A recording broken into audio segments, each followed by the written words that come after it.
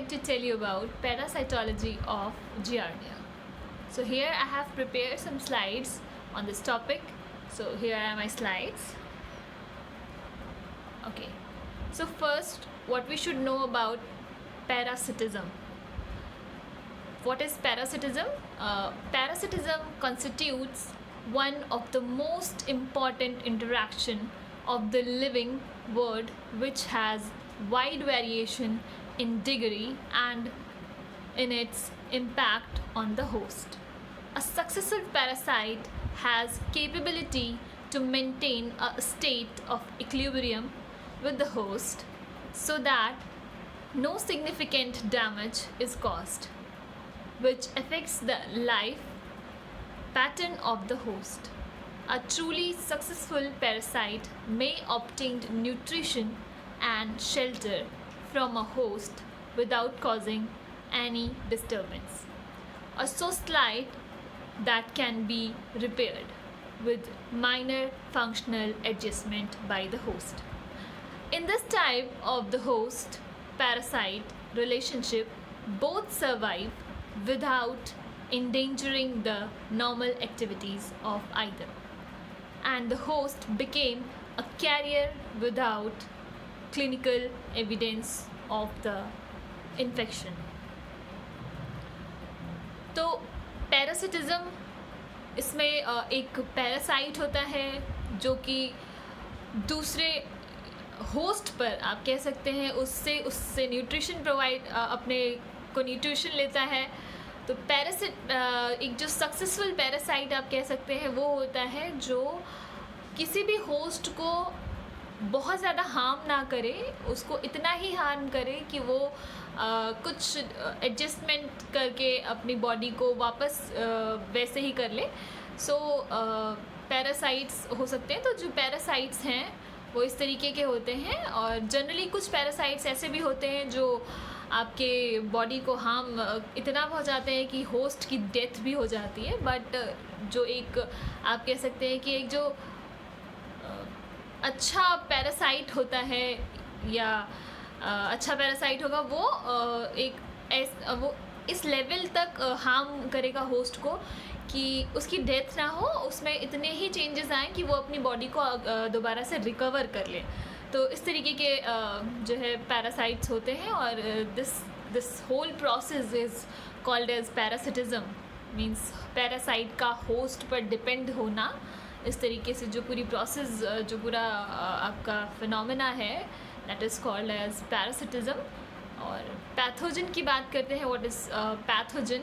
अ pathogen और infectious agent is a biological agent that cause disease or illness to its host.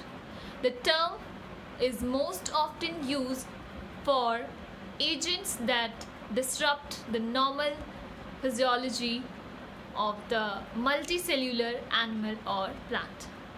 So pathogen क्या है? A pathogen or infectious agent that is a biological agent that cause disease or illness to the host. कौन है pathogen? जो disease या illness host में generate कर देते हैं, कोई डिजीज़ जिनकी वजह से होस्ट में हो जाती है, वो क्या होते हैं? आपके पैथोजेंस होते हैं, या आप जिनको हम लोग पैरासाइट बोल रहे हैं वो क्या है? एक तरीके से एज अ पैथोजन वो उनका रोल होता है. इसके बाद पैथोजेनेसिस क्या होती है? The origin and development of this damage to the host's tissue is called pathogenesis. तो इस तरीके का जो फिनोमेना है इसको हम लोग क्या बोलेंगे? पैथोजेनेसिस. नेक्स्ट हम लोग बात करेंगे about the structure of Giardia. So here you can see the structure of Giardia. तो स्ट्रक्चर की बात कर लेते हैं हम लोग. तो यहाँ पे जो आपको स्ट्रक्चर दिखाई जा रही है ये किसकी है? जियार्डिया की है. यहाँ पर मैंने दो स्ट्रक्चर्स आपको दिखाई हुई हैं. अगर हम थोड़ा सा जूम करके देखेंगे तो यहाँ आपको दो स्ट्रक्चर्स दिखाई दे रहे हैं. ये दोनों ही जियार्डिया ही है, जियार्डिया की फॉर्म है आप कह सकते हैं. जो ये आपको पहली स्ट्रक्चर ए वाली दिखाई दे रही है, ये एक ट्रोफोजॉइड है. एडल्ट ट्रोफोजॉइड है। और ये जो स्ट्रक्चर आपको बी नंबर पे दिखाई जा रही है, ये इसकी सिस्टेड फॉर्म है, ये एक सिस्ट डेवलप कर लेता है। तो दो फॉर्म्स में रहता है, एक ये सिस्टेड फॉर्म में रहता है और एक ये नॉर्मल ट्रोफोजॉइड, प्री ट्रोफोजॉइड आप जिसको बोल सकते हैं, उस फॉर्म में रहता है। तो अगर हम लोग स्ट्रक्चर देखेंगे तो यहाँ आपको काफ़ी सारी स्ट्रक्चर्स देखने को मिल रही हैं। तो सबसे पहले ये जो आपको पर्पल कलर के दो बाइल लोब्स दिखाई दे रहे हैं, इसमें यहाँ पर अंदर न्यूक्लियस प्रेजेंट होता है। देखिए यहाँ पर एक न्यूक्लियस है, तो यहाँ पर दो न्यूक्लियस आपको देखने मिलते हैं, दो न्यूक्लियाई होते हैं यहाँ पर। और न्यूक्लियस के अंदर में न्यूक्लियोलस प्रेजेंट है। इसके जो चारों तरफ एक लेयर प्रेजेंट होती है जिसको हम लोग पेरिफेरल वेसिकल बोलते हैं। आप सिस्ट में भी देख सकते हैं, ये पेरिफेरल वेसिकल यहाँ पर प्रेजेंट होती है। इसके बाद यहाँ पर कुछ येलो कलर का जो स्ट्रक्चर आपको दिख रहा है, ये क्या है, सेंट्रल माइटोसोम्स है। These are the central mitosomes. And इसके जस्ट नीचे आपको बेसल बॉडीज़ दिखाई देंगे। देखिए साइड में आपको बेसल बॉडीज़ दिखाई दे रहे हैं। और एक ये डिस्क लाइक स्ट्रक्चर जो पर्पल कलर का जो दिख रहा है, इसको हम लोग बोलते हैं एडहेसिव डिस्क। और इसके बाद यहाँ पर मीडियन बॉडी आपको दिखाई दे रही है। इसके अलावा यहाँ पर आपको सेंटर में आपको पर्पल कलर के जो राउंड राउंड स्ट्रक्चर्स दिखाई दे रहे हैं, ये क्या है, पेरिफेरल माइटोसोम्स हैं। इस तरीके से आपको ये स्ट्रक्चर और ये जो थ्रेड लाइक स्ट्रक्चर आपको दिखाई दे रही हैं, these are the flagella of Giardia. So यहाँ पर कई सारे फ्लैजिला आपको देखने को मिलते हैं। AF यानी कि इंटीरियर फ्लैजिला, CF और you can say caudal flagella, और यहाँ पर VF यानी कि वेंट्रल फ्लैजिला। इस तरीके से कई सारे फ्लैजिला यहाँ पर आपको देखने को मिलते हैं। लाइक जनरली 6 to 7 और 8 फ्लैजिला आप कह सकते हैं इसमें प्रेजेंट होते हैं। कुछ वेंट्रल सरफेस पे होंगे, कुछ इसकी डॉर्सल सरफेस पे प्रेजेंट होते हैं, कुछ आपके मार्जिन्स पर प्रेजेंट होते हैं, कुछ आपके पोस्टीरियर एंड्स पर प्रेजेंट होते हैं। तो इस तरीके से ये जो स्ट्रक्चर होती है जियार्डिया की, ये आपको इस तरीके से। और सिस्ट में भी अगर आप देखेंगे तो यहाँ पर आपको एक्सोनेम्स दिखाई देंगे, डिस्क फ्रैगमेंट्स दिखाई देंगे। जो डिस्क होती है ये अभी डेवलप हो रही है, सो यहाँ पर डिस्क फ्रैगमेंट्स हैं इस तरीके से। और एक जो नई स्ट्रक्चर आपको दिखाई देगी, दैट इज़ सिस्ट वॉल। ये अपने चारों तरफ एक सिस्ट वॉल डेवलप कर लेते हैं। जब इन ये होस्ट की बॉडी से बाहर डिस्चार्ज किए जाते हैं तो ये सिस्टेड फॉर्म में डिस्चार्ज किए जाते हैं, और इस फॉर्म में ये काफ़ी टाइम तक सस्टेन रह सकते हैं सॉइल में। सो इसलिए ये इस फॉर्म में ही रिलीज़ किए जाते हैं वो होस्ट की बॉडी से। और इसी फॉर्म, यही आप कह सकते हैं इन्फेक्टेड फॉर्म भी होती है, और यही फॉर्म जो होती है अगेन इन्फेक्शन क्रिएट करती है होस्ट में। तो इस तरीके की जो स्ट्रक्चर होती है आपकी जियार्डिया की, वो होती है। तो मैंने यहाँ पर कुछ इसके बारे में दिया हुआ है। This flagellate is cosmopolitan in distribution and causes diarrhoea in human beings. Cosmopolitan है, आपका डायरिया कॉज करता है किस में, ह्यूमन बींग्स। तो जो इसके होस्ट होते हैं वो कौन है, ह्यूमन बींग्स हैं, और ये ह्यूमन का एक पैरासाइट है। So it inhabits in the small intestine but is occasionally found in bile duct also. Generally ये कहाँ मिलता है आपको, स्मॉल इंटेस्टाइन में मिलेगा ह्यूमन बीइंग की, और sometimes it is found in also found in bile duct. It is reported that children are more infected than adults. ये रिकॉर्ड किया गया है कि जो आपका जियार्डिया है वो जनरली इन्फेक्शन किस में करता है, चिल्ड्रंस में ज़्यादा इन्फेक्शन इसका देखने को मिलता है. This flagellate is pear shaped with the dorsal side convex and the ventral flattened. dorsal side जो होगी इसकी कॉन्वेक्स होगी, और जो वेंट्रल सरफेस होगी इसकी वो कैसी होगी आपकी, flattened होगी, which deepens anteriorly to form a suction groove. बीच में एक suction groove present होती है. It bears 2 nuclei, इसमें 2 nuclei होंगे, and 4 pair of flagella arranged symmetrically. 4 pair flagella के आपके प्रेजेंट होते हैं, जो कि सिमेट्री वाइज मीन्स दोनों साइड से एक जैसे आपके फ्लैजिला अराइज होंगे, इस तरीके से सिमेट्री में होते हैं आपके जो फ्लैजिला हैं. It divides bye binary fission and feeds upon amino acids and vitamin content of the blood within the intestine, which causes intestinal disorder. तो ये बाइनरी फिजन के थ्रू आपके डिवीज़न करते हैं, और फीडिंग के लिए इनका फूड क्या होगा, ये अमाइनो एसिड्स, विटामिन कंटेंट जो होता है ब्लड में, उसको ये अब्जॉर्ब कर लेते हैं, जिसकी वजह से इंटेस्टाइन में इंटेस्टाइनल डिसऑर्डर हो जाते हैं. This disorder causes epigastric pain, abdominal discomfort, loss of appetite and headache. So इस तरीके के कुछ सिम्टम्स आपके जनरेट होते हैं बॉडी में जब इसका इन्फेक्शन होता है. जनरली ये जो सिम्टम्स होते हैं ये इसके इन्फेक्शन के 2 दिन बाद आपको अपीयर होते हैं. तो इस तरीके से कुछ स्ट्रक्चर के बारे में मैंने आपको बताया. इसके बाद बात करेंगे about the life cycle of Giardia. So here you can see a structure which is based on it's life cycle. तो यहाँ आप देख रहे हैं लाइफ साइकिल के बारे में. तो जनरली मैंने कहा ये कहाँ मिलते हैं, आपकी स्मॉल इंटेस्टाइन में मिलेंगे, और sometimes they are present in bile duct also. So mouth के थ्रू ये इंजेस्ट किए जाते हैं. इंजेस्ट ऑफ डॉर्मेंट सिस्ट, मैंने कहा जो एक स्ट्रक्चर आपको सिस्टेड स्ट्रक्चर जो मैंने आपको दिखाई थी, दैट इज़ डॉर्मेंट सिस्ट आप बोल सकते हैं. ये जब सॉइल में रिलीज़ कर दिए जाते हैं through the faeces of the human, तो ये उस स्टेज में, डॉर्मेंट स्टेज में काफ़ी टाइम तक सस्टेन रहते हैं सॉइल में. मॉइस्ट सॉइल होती है तो ये नॉर्मली सस्टेन रहते हैं. एंड फिर ये थ्रू द इन्फेक्टेड वाटर और कंटामिनेटेड वाटर या कंटामिनेटेड फूड के थ्रू ये बॉडी में वापस इंटर करते हैं, ह्यूमन की बॉडी में वापस इंटर करेंगे. तो थ्रू द माउथ ये इंटर करेंगे, क्योंकि हम फूड माउथ से ही इंटेक करते हैं. तो माउथ से इंटर करके ये आपका स्मॉल इंटेस्टाइन में आ जाते हैं.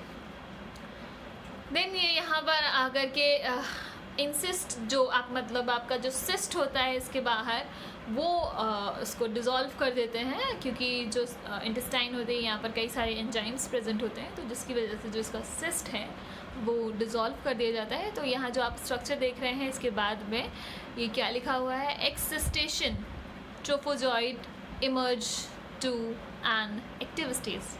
मीन्स एक्सिस्टेशन हो गया है, यहाँ पर सिस्ट जो है वो डिज़ोल्व कर दिया जाता है. अब ये क्या करते हैं, यहाँ पर आकर के फूड को इनटेक करते हैं बॉडी से, और ये बाइनरी फिजन करते हैं. जब फेवरेबल इनकी कंडीशंस होती हैं, इनको ऑप्टिमम स्टेट मिल जाती है, तो ये क्या करेंगे, बाइनरी फिजन करेंगे. तो जो नेक्स्ट स्टेज हो रही है, यहाँ पर 1 से 2 आपके जियार्डिया कन्वर्ट हो चुके हैं. तो यहाँ पर ये क्या हो रहा है, यहाँ पर बाइनरी फिजन हो रहा है. इसके बाद ट्रोफोजॉइड अंडरगोज एसेक्सुअल रिप्रोडक्शन, लाइक जिसको हम लोग क्या बोलते हैं, बाइनरी फिजन. तो नेक्स्ट स्टेज में not every one exhibit symptoms.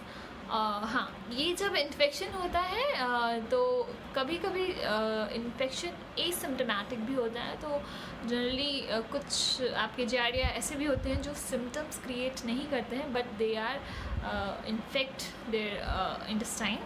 So next जो स्ट्रक्चर है, जब ये रिप्रोड्यूस हो चुके हैं, देन अब ये अपने आप को सिस्ट में कन्वर्ट कर लेते हैं, क्योंकि आगे जो स्टेज है उसमें इन्हें बॉडी से बाहर डिस्चार्ज होना है. तो encystation during transit towards the colon, means जब जैसे जैसे कॉलन में पहुंचते हैं, कॉलन से रेक्टम एनएस के थ्रू बाहर निकलते हैं फीशस के थ्रू, तो उस स्टेज में ये अपने चारों तरफ एक वॉल क्रिएट कर लेते हैं, जिसको हम लोग सिस्ट वॉल बोलते हैं. और नेक्स्ट स्टेज में cyst and trophozoites expelled in the faeces. कुछ जो होते हैं वो अपने चारों तरफ सिस्ट वॉल डेवलप कर लेते हैं, और कुछ नॉर्मल ट्रोफोजॉइड जो होते हैं वो भी आपके कोलन में रिलीज़ कर दिए जाते हैं, जिससे कि ये दोनों ही बाहर आपके रिलीज़ कर दिए जाएंगे through the fishes. But survive कौन करेगा, सर्वाइव करने की बात करें अगर, तो सर्वाइव सिस्टेड जो जियार्डिया होगा वही सर्वाइव करेगा, नॉर्मल ट्रोफोजॉइड जियार्डिया का सर्वाइव नहीं कर पाता है बाहर।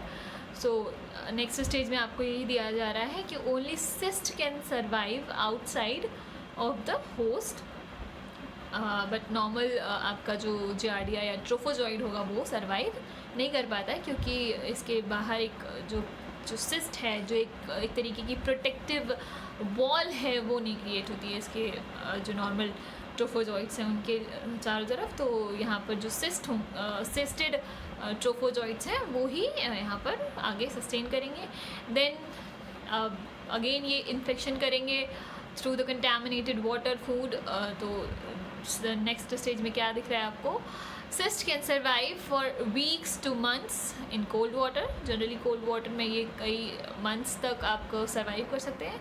और इन्फेक्शन भी थ्रू द वाटर जनरली होता है, क्योंकि जो कंटेमिनेटेड वाटर है इस स्पीशीज़ से कंटेमिनेट हुआ, अगर हम लोग उस वाटर को इनटेक कर लेते हैं जो वाटर इन्फेक्टेड है या कंटेमिनेटेड है, या फूड जो इन्फेक्टेड है कुछ इससे, तो ये डायरेक्टली इंटर कर जाते हैं बॉडी के अंदर। सो इस तरीके से जो पूरा सर्कल है, लाइफ साइकिल है इसकी, वो इस तरीके से कंप्लीट करते हैं ये। नेक्स्ट हम लोग बात करेंगे लाइफ साइकिल, तो इससे रिलेटेड कुछ पॉइंट्स भी हैं, जैसे कि giardia लैम्बाइलिया takes on two morphological distinct form during its life cycle। तो जियार्डिया जो होते हैं वो टू मॉर्फोलॉजिकल फॉर्म्स में होते हैं, जैसे मैंने अभी आपको बताया, एक जो सिस्टेड फॉर्म है और दूसरी जो होती है आपकी ट्रोफोजॉइड होता है। The replicative form is a motile pear-shaped cell that survives only in the host small intestine। जो पियर शेप्ड सेल स्ट्रक्चर है वो सिर्फ आपकी स्मॉल इंटेस्टाइन में ही सर्वाइव करते हैं। अच्छा, एक चीज़ और, जियार्डिया को और भी कुछ नामों से जानते हैं, लाइक जियार्डिया इंटेस्टाइनल, जियार्डिया ड्यूडिनेल्स, इस तरीके से भी कुछ नाम होते हैं जियार्डिया के। तो ये जो आपकी पियर शेप्ड स्ट्रक्चर होती है वो कहाँ आपकी सर्वाइव करेगी? स्मॉल इंटेस्टाइन में सर्वाइव करेगी। Trophozoites swim through the intestinal mucus until they eventually adhere to the host intestinal epithelium। ये जनरली फ्लोट करते रहते हैं इंटेस्टाइन में, बट थ्रू ये इनके जो आपके ये चिपक जाते हैं इंटेस्टाइन में, यहाँ पे इनके अडेयर करने के लिए कुछ ऑर्गन्स यहाँ पर प्रेजेंट हैं जिनके थ्रू ये चिपक जाते हैं आपकी इंटेस्टाइन में, और इस तरीके से सस्टेन रहते हैं वहाँ पर, और समटाइम्स ये फ्लोट करते हैं आपकी इंटेस्टाइन में। सो adhered trophozoid then divide by binary fission, forming either more trophozoites or non replicative cyst stage। तो इस तरीके से ये बाइनरी फिजन करेंगे एडहेशन टाइम पर ही, और उसी स्टेज में ये इंसिस्टमेंट पे आते हैं। इसके बाद जो बात करते हैं हम लोग, cysts pass through the host large intestine and are shed in the fishes, and Giardia lamblia cysts are resistant to the environment stressors and can survive in the environment for weeks to months if kept moist. Cysts remain dormant until ingested by the host animal. In the new host, environmental conditions trigger the cyst to produce two trophozoites, which then attach to epithelial cell, starting a cycle anew। तो इस तरीके से जो आपका पूरा life cycle है वो run होता है आपके जियार्डिया का। अब जो हम लोग बात करेंगे अबाउट द डिज़ीज़, सो कौन सी डिज़ीज़ कॉज करते हैं जियार्डिया, क्या इनके सिम्टम्स होते हैं, क्या इसका कॉजेज़ होते हैं, इस तरीके से हम लोगों को जो चीज़ें देखनी है। तो डिज़ीज़ की बात कर लेते हैं। Disease, giardia is a microscopic parasite that cause the diarrhoeal illness known as giardiasis. तो एक जो डिज़ीज़ है जिसको ये कॉज करते हैं दैट इज़ कॉल्ड जियार्डियासिस। और ये कैसे एनिमल होते हैं, माइक्रोस्कोपिक एनिमल है और सिंगल सेल्ड आप कह सकते हैं स्ट्रक्चर्स हैं। These are the protozoas. तो इस तरीके से ये आपके जियार्डियासिस कॉज करते हैं, जो कि क्या है, एक तरीके की डायरियल इलनेस है। मतलब इस जब ये आपकी होती है तो इस स्टेज में डायरिया हो जाता है। जो सिम्टम्स डायरिया की होते हैं जनरली वही सिम्टम्स आपके जियार्डियासिस में भी देखे जाते हैं। तो कॉजेज़ क्या होते हैं, giardia lives in the intestine of the infected human or other animal, individuals of which became infected by ingested or coming into contact with contaminated food, soil or water tamed by the feces of the infected carrier। तो cause क्या है, infected water, आपका जो food है contaminated water, इस तरीके से अगर हम इनटेक कर लेते हैं किसी भी इन्फेक्टेड आपके कैरियर के थ्रू, तो आपका जो जियार्डिया है या जियार्डियासिस है वो आपकी हो जाती है। तो सिम्टम्स की अगर बात करें तो क्या सिम्टम्स होते हैं, तो the symptoms of giardia which may begin to appear 2 days after infection. Infection के 2 दिन बाद जो सिम्टम्स अपीयर होते हैं इंक्लूड क्या क्या इंक्लूड करते हैं, violent diarrhoea, excess gas, diarrhoea हो जाएगा आपको, एक्सेस गैस का प्रॉब्लम होता है, स्टमक और एब्डोमिनल क्रैम्प्स मीन्स आपको पेट में ऐंठन महसूस हो सकती है इस तरीके का, अपसेट स्टमक एंड नोज़िया, इस तरीके से मितली आना जिसको हम लोग बोलते हैं नोज़िया, या आपका जो पेट जो है दर्द करना, पेट में आपका पेन होना, इस तरीके के जो सिम्टम्स होते हैं ये होते हैं। Resulting dehydration and nutritional loss में नीड इमीडिएट ट्रीटमेंट। सो इस तरीके से आपको डायरिया हो जाता है और डिहाइड्रेशन हो जाती है, जो कि आपको इमीडिएट ट्रीटमेंट की ज़रूरत इसमें होती है। A typical infection can be slide resolve without treatment and last between 2 to 6 weeks, although it can sometime last longer and or be more severe। तो इस तरीके से जो इसका लाइफ टाइम है या कितने टाइम में ये ठीक भी हो जाता है, तो जनरली ट्रीटमेंट से ये ठीक हो जाता है। तो इस तरीके से इसके कुछ सिम्टम्स होते हैं जो कि आपको देखने को मिलेंगे। इसके बाद लास्ट जो चीज़ आती है that is prevention and control. तो हमें क्या प्रिवेंशन लेने चाहिए इससे बचने के लिए। So water and vegetables should not contaminated with cyst. तो इस तरीके से जो है आपका सिस्ट या वाटर जो होता है कंटामिनेटेड नहीं होना चाहिए। जो वेजिटेबल्स होते हैं उनको हमको प्रॉपरली वॉश करके ही इनटेक करना चाहिए। Before cooking vegetables should be washed properly. हम लोगों को जो वेजिटेबल्स हैं प्रॉपरली वॉश कर लेनी चाहिए कुक करने से पहले। इसके बाद क्लोरोक्विन एंटीबायोटिक होती है, atebrin etcetera are quite effective for the treatment of infected person. तो इस तरीके के कुछ जो केमिकल्स हैं, कुछ आपकी जो दवाएं हैं, इनको लेकर के इसको ट्रीट भी किया जाता है। सो इस तरीके से आपका प्रिवेंशन और कंट्रोल हो गया। सो हम लोगों ने साइटोलॉजी के बारे पैरासाइटोलॉजी के बारे में पढ़ लिया है, किसकी, आपकी जियार्डिया की। सो ये आपका पूरा इस तरीके से स्ट्रक्चर होती है और इस तरीके से होता है आपका। So thank you so much for the watching this video. Thanks.